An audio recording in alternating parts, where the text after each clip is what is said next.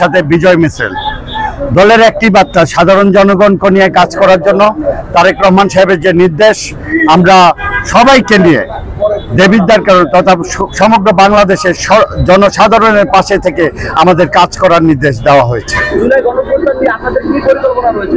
গণ অভ্যুত্থানে যারা নাকি এই জুলাইয়ের শহীদ হয়েছে, যারা রক্ত দিয়েছে, যারা ক্ষতিগ্রস্ত হয়েছে, প্রত্যেককেই তারেক রহমান সাহেবের পক্ষ থেকে, বিএনপির পক্ষ থেকে আমরা যথাযথ ব্যবস্থা গ্রহণ করব, যাতে ক্ষতিপূরণের মাধ্যমে বা ক্ষতিপূরণ ছাড়া ওদের দেখাশোনার দায়িত্ব আমাদের বিএনপির কাঁধে দিয়েছে তারেক রহমান সাহেব।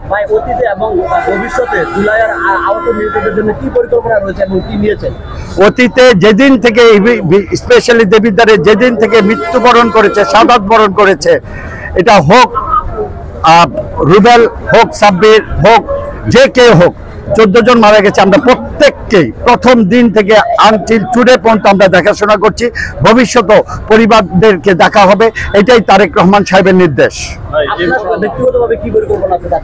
আমাদের অবশ্যই চাকরির ব্যবস্থা বলেন বা ওদের যদি কোনো রকম অসুবিধা থাকে, এটা আমাদের দেখা দায়িত্ব এবং কর্তব্য।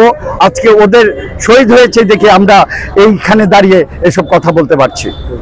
আজকে হচ্ছে আমাদের এই জুলাই গণঅভ্যুত্থানে দেবিদ্বারের এ পর্যন্ত হচ্ছে আমরা যতটুকু জানতে পেরেছি 12 জন শহীদ হয়েছে, তার মধ্যে হচ্ছে 9 জন গ্যাজেটভুক্ত হয়েছে। বাকি যারা এখনো গ্যাজেটভুক্ত হয়নি তাদের ব্যাপারে আপনাদের পদক্ষেপ কি? গ্যাজেটভুক্ত আহত শহীদ যারা হয়েছে আমরা যথাসাধ্য চেষ্টা করব, এই খবরটা আমরা পেয়েছি।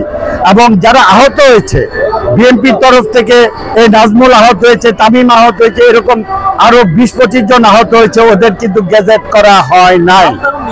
আহত এবং নিহত প্রত্যেকটা গেজেটের ব্যাপারে আমরা অ্যাপ্লিকেশন দেব, ওদের নাম যাতে স্বর্ণ অক্ষরে এই বাংলাদেশের মাটিতে লেখা থাকে, ইনশাআল্লাহ আমরা